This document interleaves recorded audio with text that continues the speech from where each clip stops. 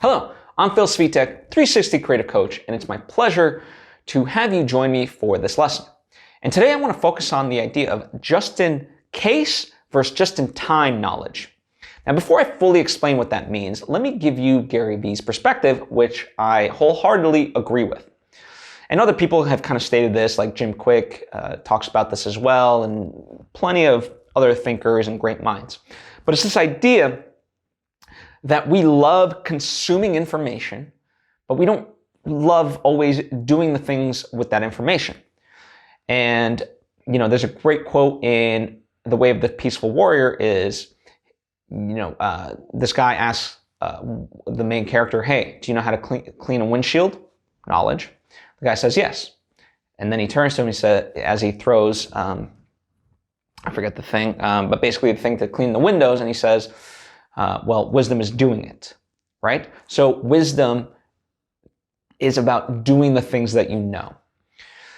And so when we consider just-in-case versus just-in-time knowledge, the idea is that oftentimes we put such an emphasis on knowledge that we sometimes overlearn the things that we don't even need to be learning, right?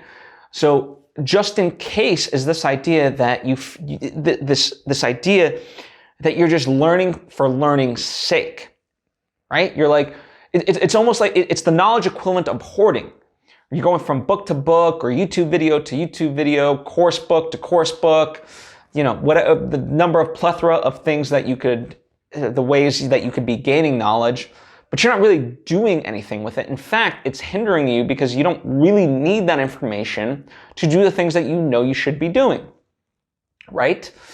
And this happens a lot to all kinds of people. It happens to me a lot as well. Like, for example, I might get sucked down a YouTube rabbit hole of watching film tutorials of like, oh, this is something that I might need when I do my various projects. But in fact, I don't need it right now. It would be nice to have that information, but I don't need it right now. What I need to be doing is working on my feature film, right? I need to be editing it, working on the music, the sound design, and so forth, right? And when I come across an issue or a thing, well, then I can research, right? That's just in time. So the perspective shift of just in time versus just in case knowledge is this idea of when you need to know something, that's when you go out and learn it. And in fact, you're going to be much more focused on getting just what you need because you're much more deadline oriented. You don't need to, read the superfluous fluff that might be in a certain thing. You just laser focus to the thing that you actually need that gets you, for lack of a better term, from point A to point B, and then you carry that with you. And that's a much more, to me, productive way of looking at knowledge. It's a much more applicable way of looking at knowledge because you're actually doing something with it as opposed to just going from book to book to book or whatever the other equivalents that there may be.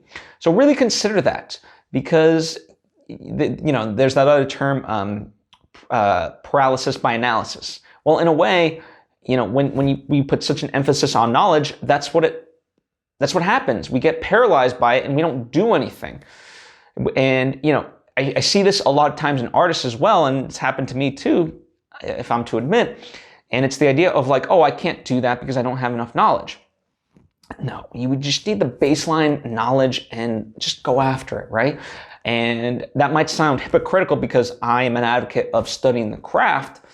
But again, I'm not telling you never study the craft. I'm just saying just apply it with just in time versus just in case, right?